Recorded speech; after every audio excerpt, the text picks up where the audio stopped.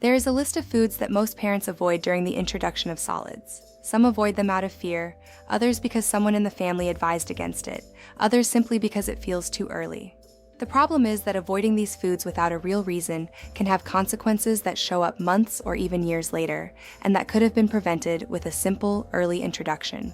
During complementary feeding, which is recommended to continue until 2 years of age, the goal is for the baby to experience the widest possible variety of foods with different textures, flavors, and consistencies. Some specific foods should be introduced as early as possible because the window of time to offer them with the lowest risk of rejection and allergic reaction is limited. In this video, you will learn which foods these are and why introducing them early makes a real difference. If you want more content like this about baby nutrition, subscribe to the channel. We publish every week. Now let's get into it. Number 1, egg. Egg is one of the most complete foods from a nutritional standpoint. It contains high-quality protein, essential fats, iron, zinc, vitamin D, vitamin B12, and choline, a nutrient that plays a key role in brain development during the first years of life.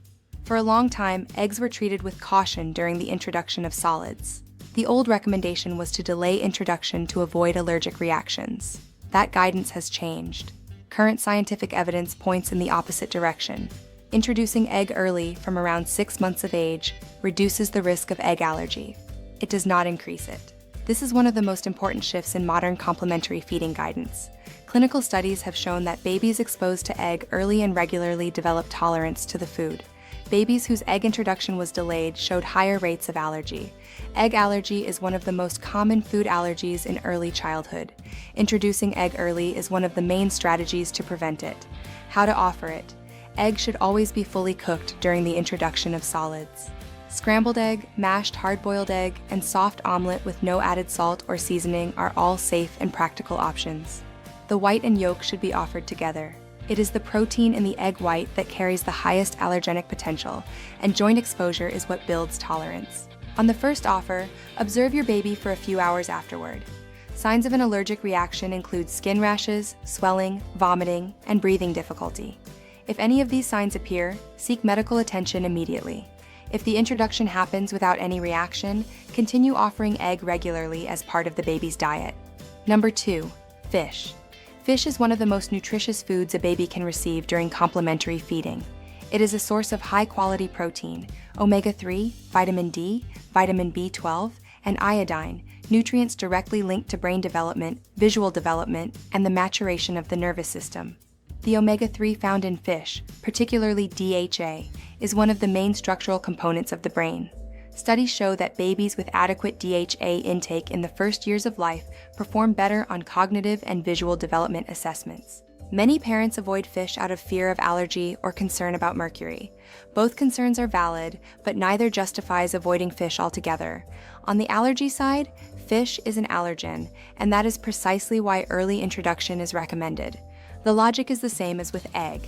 Early and regular exposure reduces the risk of developing an allergy rather than increasing it.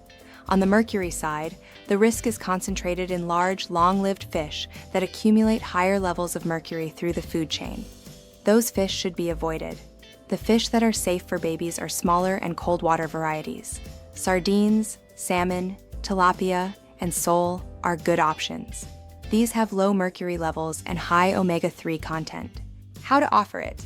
Fish should always be cooked, baked, or steamed with no added salt or industrialized seasoning. It should be carefully flaked to ensure there are no bones.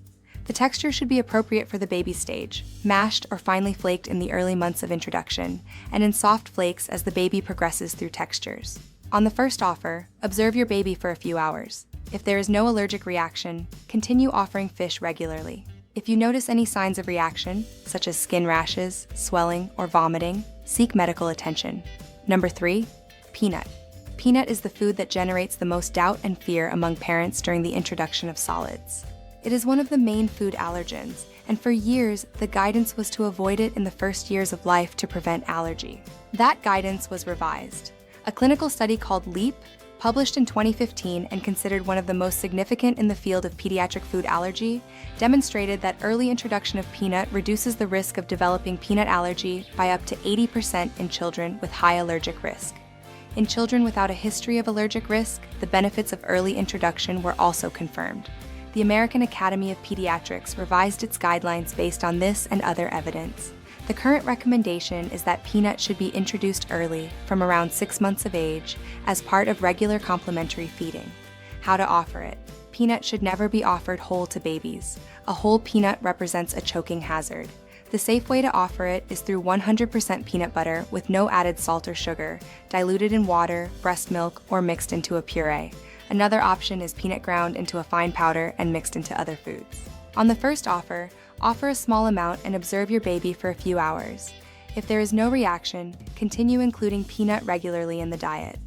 Children with severe eczema or a diagnosed egg allergy have a higher risk of peanut allergy. In these cases, introduction should be done under medical guidance before starting at home. Number 4, red meat. Red meat is one of the most important sources of heme iron available in food, and iron is the nutrient most commonly deficient in babies after 6 months of age. Up to 6 months, the baby uses the iron reserves accumulated during pregnancy. After 6 months, those reserves begin to deplete, and the baby becomes dependent on iron from food. The window between 6 and 12 months is critical. If iron is not adequately replenished, the baby develops iron deficiency anemia. Iron deficiency anemia in early childhood has consequences that go beyond fatigue and paleness. It directly affects brain development and can permanently compromise cognitive and motor abilities, even after treatment.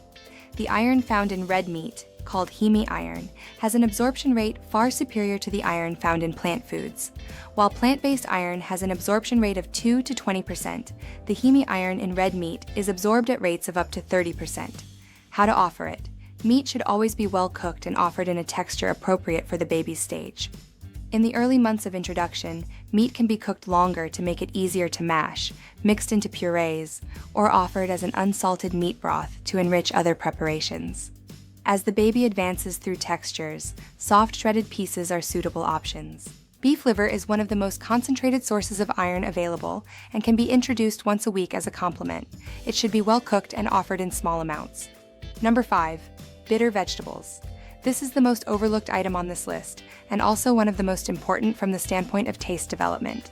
Babies are born with a natural preference for sweet flavors and a tendency to reject bitter ones. This is evolutionary. In nature, bitter often signals something toxic. But in modern food, bitter vegetables are precisely the most nutritious ones. Broccoli, kale, spinach, arugula, and other dark leafy greens concentrate iron, calcium, vitamin K, vitamin C, and essential antioxidant compounds for the baby's development. The window of greatest receptivity to new flavors is exactly the beginning of complementary feeding, between 6 and 9 months. Research shows that babies exposed to bitter vegetables during this phase are much more likely to accept them and continue eating them throughout childhood and adult life. When parents avoid bitter vegetables because the baby makes a face or spits them out on the first offer, they lose this window. A face does not mean permanent rejection. It means the flavor is new. Studies show that a baby needs to be exposed to the same food between 10 and 15 times before developing familiarity and acceptance. How to offer it. Bitter vegetables can be introduced cooked and mashed, mixed with other foods with a more neutral flavor at the beginning, such as sweet potato or pumpkin. As the baby adapts, the proportion of the bitter vegetable can increase. The goal is not to disguise the flavor, but to introduce it gradually so the baby builds familiarity with it. Do not give up after the first, second, or third refusal. Persistence in offering is what determines acceptance. Egg, fish, peanut, red meat, and bitter vegetables. 5 foods that many parents avoid out of caution, but that science recommends introducing as early as possible. Complementary feeding is the opportunity to build a nutritional and flavor foundation that will stay with the baby for life. Delaying without a real reason closes windows that do not reopen. The description of this video has a free guide with the complete first-year feeding plan, what is safe, what to avoid, and when to introduce each food. Just click and download. In the next video, we cover the 5 foods richest in iron to offer your baby during complementary feeding. See you then.